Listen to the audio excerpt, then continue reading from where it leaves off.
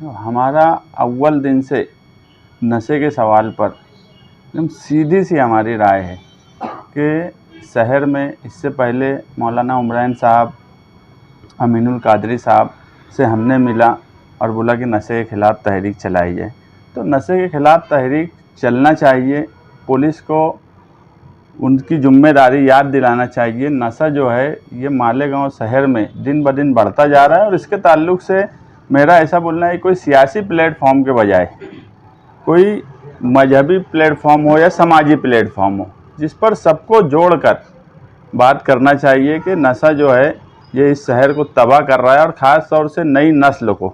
और हम ये बात मानते हैं कि जो नशा और रसिया है, इससे सिर्फ वो फ़र्द वाहिद को नुकसान नहीं हो रहा, ये पूरे समाज को नुकसान पहुंचाया जाता है। और उसके ताल्लुक़ से तहरीक सबको मिलकर चलाना चाहिए और इसमें पहली जिम्मेदारी जो है सियासी लोगों की बाद में है। पहली जिम्मेदारी शहर की समाजी और मजहबी तंजीमों की है और जब भी कोई समाजी और मजहबी तंजीम इस पर तहरीक चलाएंगी, समाजवादी पार्टी उसके साथ में कदम बा कदम खड़ी रहेंगी। मालेगांव शहर में ये किसी कारोबार करने वालों का साथ देती, इसलिए ऐसा नहीं, देखो पहली तो जिम्मेदार पुलिस है। पुलिस को मालेगांव शहर में ये तो पता होता है कि कौन सी होटल चालू है, कौन सी बंद है। पुलिस को ये नहीं समझता हूँ कि नशा और रसिया कहाँ से बिक रही है, सट्टा कहाँ से चल रहा है, ये सब चीज़ पुलिस को समझती है। तो पहली और ये सारा लॉ एंड ऑर्डर और नशा और रसिया पर कंट्रोल, ये पहली जिम्मेदारी भी पुलिस की है, उसके बाद किसी दूसरों की है।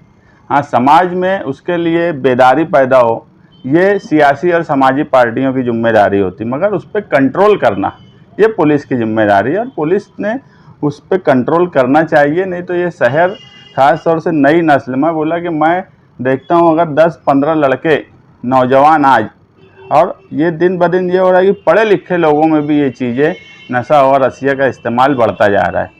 तो पुलिस ने अपनी जिम्मेदारी पहले निभाना चाहिए। एनसीपी का जलसा परसों हो गया, जलसे में कुछ वीडियो क्लिप्स भी दिखाए गए और बातें भी की गई और वहाँ पे ऐसा लोग ये बोल रहे थे भाई समाजवादी के बारे में कांग्रेस जो है थोड़ी सी सॉफ्ट लग रहा है। नहीं, देखो सबसे पहले तो एक बात आप ये समझ लो कि आज जो लोग फ़िरका परस्ती के सवाल पे बोल रहे हैं, कल वो लोग दादा भूसे के साथ थे, आज दूसरे लोग दादा भूसे के साथ हैं। मेरे पास अभी कारपोरेशन की एक टेंडर नोटिस है सार्वजनिक बांधकाम विभाग की, जिसमें 86 काम है। उन 86 कामों में 10 काम मुस्लिम हिस्सों के हैं, बाकी 76 काम दूसरे हिस्सों के हैं। तो ये बात कि कौन सॉफ्ट बोल रहा है, कौन हार्ड बोल रहा है, ये बहुत अहम बात नहीं है। किसके खिलाफ़, अगर दादा भूसे के खिलाफ़ आज आसिफ शेख बोल रहे हैं, तो जब गढ़ की यात्रा निकली, एमएसजी कॉलेज का वाक़या हुआ, 15 अगस्त को भगवा लेके आने की बात हुई, उस वक्त तो किसी ने कुछ नहीं करा और कल वो उनके दोस्त थे, आज मौजूदा नुमाइंदे उनके दोस्त हैं।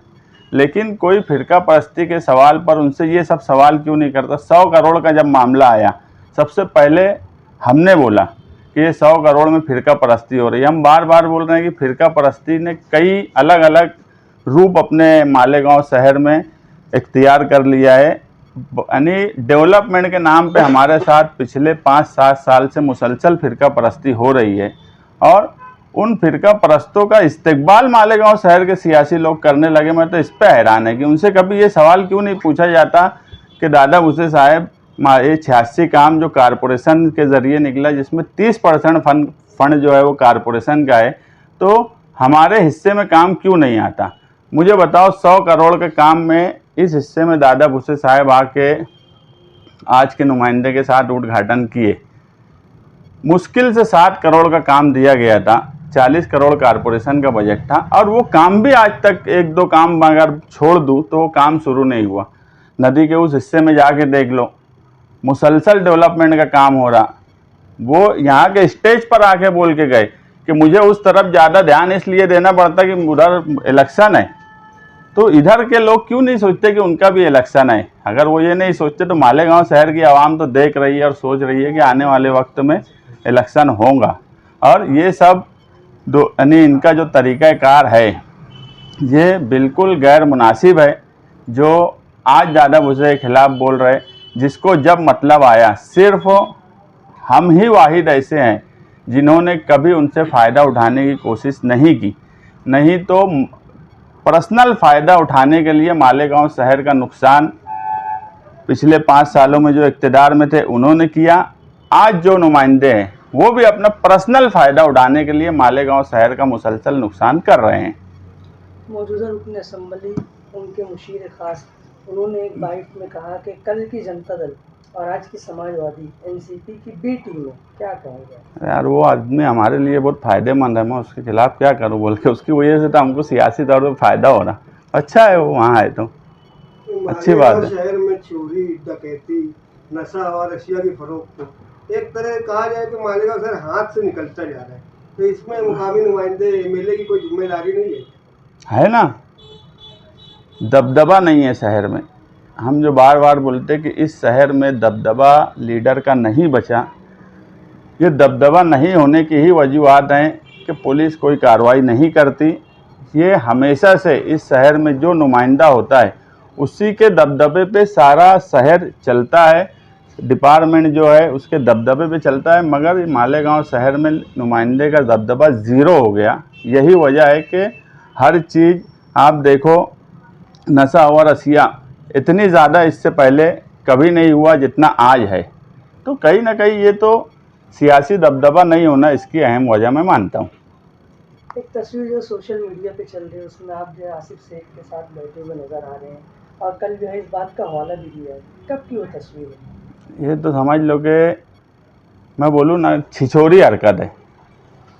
शेख रशीद साहब का इंतकाल हुआ, उसके 4 दिन के बाद अबू आसिम आज़मी साहब का फ़ोन आया कि मैं ताज़ियती लेटर भेज रहा हूँ धुलिये में, उनका जो ज़िम्मेदार है पार्टी का गुड्डू, उसके ज़रिए, तो तुम जाकर आसिफ शेख को ताज़ियती लेटर दे दो। तो वो ताज़ियती पैगाम अगर हम देने गए तो किसी का इंतकाल हुआ, एक शहर के लीडर थे, उनका इंतकाल हुआ, हमारे लीडर ने बोला कि ताज़ियती उनको एक ख़त ले जाके मैं भेज रहा हूँ, दे दो। उसको इस तरह से मनाना कि ये इनके साथ मिले हुए हैं, ये बिल्कुल गैर मुनासिब बात है। कम से कम मौत मैयत में इस तरह की हरकत करना, इस तरह की बात करना, ये मुझे नहीं लगता कि ये अच्छी बात है। ख़ास तौर से मुफ्ती साहब के लोगों की, कि एक सबको पता है और मिलना मिलाना ये शहर देखा है 1999 से मुफ्ती साहब कैसे आए सियासत में, इनका चोली दामन का साथ रहा। सिर्फ 2017 जब गठबंधन हुआ उस वक्त पहली बार मुफ्ती साहब जो है वो शेख रशीद खानवादे से गठबंधन नहीं करे, और उसकी वजह सिर्फ बुलंद इकबाल रहा, जिसने मुफ्ती साहब को बोला कि गठबंधन नहीं करना। नहीं तो उस वक्त भी उनकी मर्ज़ी गठबंधन की थी। मुझे उन्होंने बाद में एक बार बोला कि पहली बार अपोजिशन में बैठने जा रहे हैं 2007 से 17 के बीच में, तो मैं बोला मुफ्ती साहब हमारी तो आदत हो गई है, हम अपोजिशन में ही रहते हैं, और आने वाले इलेक्शन के लिए तुम्हारे अपोजिशन में बैठना हमारे लिए फ़ायदेमंद है। तो वो हमेशा से उनके साथ रहे हैं, और मैं आज भी मानता हूं कि कहीं ना कहीं ये दोनों लोग, आसिफ शेख भी और मुफ्ती साहब भी, ये मिले हुए हैं और जानबूझ के एक दूसरे को टारगेट करते। पर्सनल कोई एक दूसरे कोई काम नहीं बिगाड़ने की कोशिश करता। आसिफ शेख कभी मुफ्ती साहब के उसमें टेंडर नहीं भरेंगे या उनके लोग नहीं भरेंगे। मुफ्ती साहब कभी उनको नहीं कोई तकलीफ़ देते। बदउनवानी के इतने सवाल गठबंधन के टाइम जो हमारे थे, जब मुफ्ती साहब एमएलए बने, मैंने जकात नाके से लेके हर चीज़ दिया कि सीएम ऑफिस में ये देखो जकात नाके की फ़ाइल हमारी फंसी हुई है। उस वक्त ये एमएलए थे आसिफ शेख, तो उन्होंने कहीं ना कहीं रोक के रखा है। अब आप एमएलए हो गए तो आप वहाँ तक पहुँच सकते हैं, हम लोग डायरेक्ट सीएम तक हमारी रसाई नहीं है। अब आप एमएलए है तो आपके लिए आसान हो जाएगा। आज तक उन्होंने एक लेटर नहीं दिया, या मुझे कोई बता दे कि मुफ्ती साहब ने बदउनवानी के सवाल पर कोई एक लेटर दिया हो और उसको मुकम्मल अंजाम तक पहुंचाने की कोशिश की हो। कई लक्ष्य विधि ऐसी भी हुई जो वहां पर सवाल असम्बली के लिए दिया गया, मगर वो सवाल वाटर ग्रीस का हो, दिग्विजय कंपनी का हो, बाद में उसमें तोड़ी की गई, डील की गई। तो ये इस तरह से शहर को बेवकूफ़ बना रहे हैं। ये खुद मिले हुए हैं आपस में, एक दूसरे के खिलाफ बोलना ये सिर्फ मिले होने का नतीजा है। और सबको ये बात दोनों को समझ रही है कि आज की तारीख में समाजवादी पार्टी एक मजबूत प्लेटफॉर्म है और जो हमारा पिछला 4-5 साल का काम है उस पर कहीं ना कहीं आवाम जो है हमसे जुड़ रही है। इसलिए ये दोनों छछन कर रहे हैं एक दूसरे के खिलाफ बोल के कि हम ही आपस में एक दूसरे के ताकतवर हैं, जबकि आज मालेगांव शहर में हमसे ज़्यादा ताकतवर कोई है नहीं। अगर मुफ्ती साहब की कहीं वोट बैंक है, अगर पक्के एरिए में है, तो आगरा रोड के शुमाली हिस्से में उनका कुछ नहीं है। आगरा रोड के शुमाली हिस्से में और दूसरे मुजाफात में अगर आज की राष्ट्रवादी का कुछ है तो वहाँ मुफ्ती साहब का कुछ नहीं है। हम वाहिद ऐसी पार्टी हैं जो मुजाफात से लेके पक्के एरिए तक हमारा केडर है, हमारे लोग हैं, हमारी वोट है। और जो आज बड़ी तादाद में हमसे लोग जुड़ रहे हैं, ये दोनों को कहीं ना कहीं इस बात से डर लग रहा है कि ये आने वाले वक्त में एक मजबूती से हमारे सामने खड़े होंगे। इसलिए ये सब जानबूझ के मिली जोड़ की जा रही है। बाकी इसमें कोई सच्चाई नहीं है, ये सिर्फ मिली जोड़ है दोनों की कि वो कैसे भी समाजवादी पार्टी जो है, हम जो हैं, हमको ये बताया जाए कि हम कभी इसकी बी टीम हो जाते, कभी उनकी बी टीम हो जाते। अरे तुम आपस में मालेगांव शहर नहीं जानता क्या कि तुम्हारी सियासत में एंट्री उन्होंने करवाई। तुम हमेशा कहाँ उनसे मिलते, क्या करते। कई ठेके ऐसे वक्त आएगा जब अवामी तौर पे कोई जलसा लेने का, तो मुझे ये भी मालूम है कि कई ठेके कई स्कूल के टीचरों को बाहर से लाने ले जाने में भी ये मिलजुल के काम किए। अभी की बात बता रहा हूँ, वो सब भी हमारे पास है। मगर जब अवामी तौर पे बात आएंगी तो मैं दोनों की बात की, ये सब मामले में इनका मिलाप बराबर हो जाता, ठेके में मिलाप हो जाता। दूसरे सब जहाँ पे पैसा पर्सनल हटो मिलने की बात आती, वहाँ बराबर इनका मिलाप हो जाता। सिर्फ स्टेज लगा के एक दूसरे को बुरा भला बोलना, और जहाँ पैसा कमाने की बात है वहाँ मिल जाना, पर्सनल फ़ायदा उठाना, ये दोनों हमेशा यही करते आए हैं। और ये शहर को बताते हैं कि हम ही एक दूसरे के मुखालिफ हैं, ताकि इस शहर की निहाली सोच जो ताकत से उभर रही है उसको दबाया जाए। स्टेज से भी ये कहा गया कि सिर्फ 2 ही लोग हैं, बाकी सारी छोटी पार्टियों के बारे में हम कुछ नहीं बोलेंगे, हम उनके बारे में कुछ, यानी जानबूझ के आप दोनों को निगलेक्ट करने की कोशिश की जा रही है, या हम दोनों बड़े शहर में सियासत 2 ही लोगों की चलेंगे। हाँ, तो ये इसलिए ऐसा कर रहे हैं। मैं बोला ना कि आवाम हमें अब निगलेक्ट नहीं कर रही है, इसलिए ये लोग मिल के ये बात कर रहे हैं। एक सियासी मुखालिफ आदमी बोलता कि लीडर वो है मालेगांव शहर में, जो तुम अगर ये मानते कि सबसे बड़ी ताकत तुम्हारे सामने वो है, तो तुम ये तस्लीम कर रहे कि वही लीडर है तुम्हारे। जो जिनको लीडर बोल रहे वो बोलते कि वही हमारे सामने लड़ सकते, वही हमारे सामने सब कर सकते। तो कहीं ना कहीं ये मिली जुली बात है। मैं बोल रहा हूँ कि मेरे पास इसके सबूत हैं कि इनके माली फ़ायदे के लिए ये कहाँ कहाँ और कब कब किस किस मामले में मिले हैं। अवामी सवाल पे ये कभी नहीं मिलते, लेकिन माली सवाल पे मिलते। और मैं बोला कि ये नज़रअंदाज हमको कर सकते, मगर मालेगांव शहर की आवाम अब हमको नज़रअंदाज नहीं करने वाली। जो हम देख रहे हैं, जो हमारी ज़मीन दिख रही है, वो कहीं ना कहीं एक ताकतवर ज़मीन होती इन लोगों को भी दिख रही है। इसलिए अब ये लोग मिलजुल के इस तरह के सेशन अभी और इलेक्शन तक करेंगे। कोई कैसे बोल सकता है कि यार सिर्फ हमारा उसी से मुकाबला है। वो बोलते हैं हमारा इसी से मुकाबला है। अरे अगर तुम्हारा एक दूसरे से इतना मुकाबला है तो तुम तीसरी ताकत को तो खड़ा करने का सोचेंगे, कोई भी सियासी आदमी हो। लेकिन ये इन्होंने तय करे है कि इस शहर को लूटना है तो हम दोनों को ही रहना है, किसी तीसरे को। और ख़ास तौर से निहाल अहमद के मानने वाले या उस तरह की सोच रखने वालों को इस शहर में उभरने नहीं देना। ये दोनों की लाइन ही यही है सियासी। आपका बोलने का मतलब कि मुफ्ती इस्माइल साहब को शेख रशीद साहब ने सियासत में नहीं, पूरा गांव जानता है ये बात। अभी मेरा ये बोलना है कि ये दोनों मिल के काम करते, अभी भी ये लोग मिल के काम करते। पार्लियामेंट इलेक्शन आने वाले हैं और कांग्रेस ने भी जो है एक नाम के वो रखी है दावे तौर पर। एनसीपी ने भी जो है 2 टीमें तश्कील देने की बात कही है, तो समाजवादी भी पार्लियामेंट इलेक्शन में उम्मीदवार दी। अभी समाजवादी इंडिया अलायंस में, पार्लियामेंट के इंडिया अलायंस में तो है, आने वाले असेंबली महाराष्ट्र का वो आज मुझे नहीं मालूम कि क्या होगा।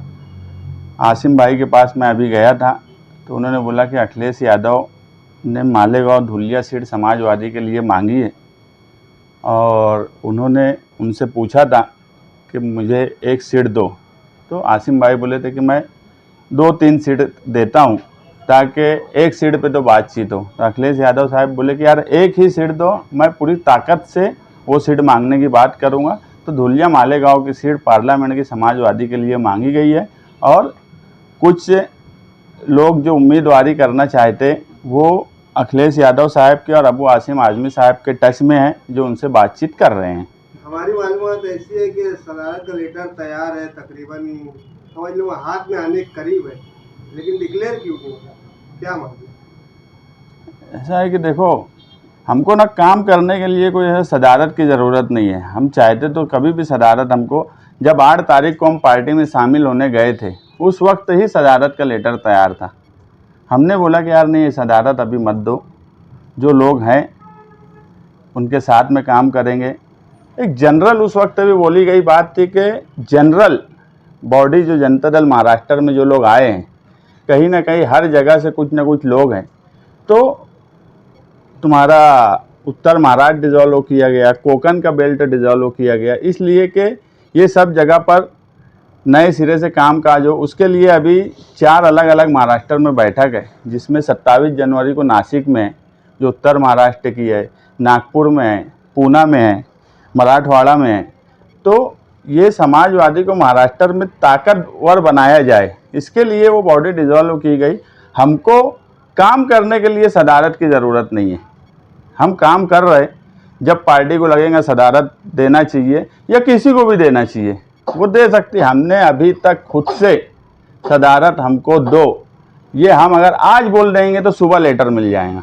मगर हम एक बात मानते हैं, काम करने के लिए अगर तुम ज़मीनी तौर पे काम कर रहे हो तो उसके लिए तुमको ज़रूरी नहीं है कि कोई पोस्ट मिले। कुछ लोग इतने हल्के हो गए इस शहर में कि उनको ओहदे के बगैर उनसे काम ही नहीं होता, या वो काम करना ही नहीं चाहते, सिर्फ ओहदा रखना चाहना ही उनका मकसद है। एकदम हल्के लोग हैं, सारा गांव फिरते, हर तरफ घूमते, और इतनी हल्की बात सदारत, हर चीज़ में सदारत चाहिए। यहाँ तक के मस्जिद मदरसा कोई ऐसी चीज़ नहीं है जहाँ सदारत की बात वो नहीं करते होंगे। ये हल्कापन है, और हमने कभी सियासत में हल्कापन नहीं किया। काम करते बगैर सदारत के भी आप लोग देख रहे, शहर देख रहे, हम काम कर रहे हैं।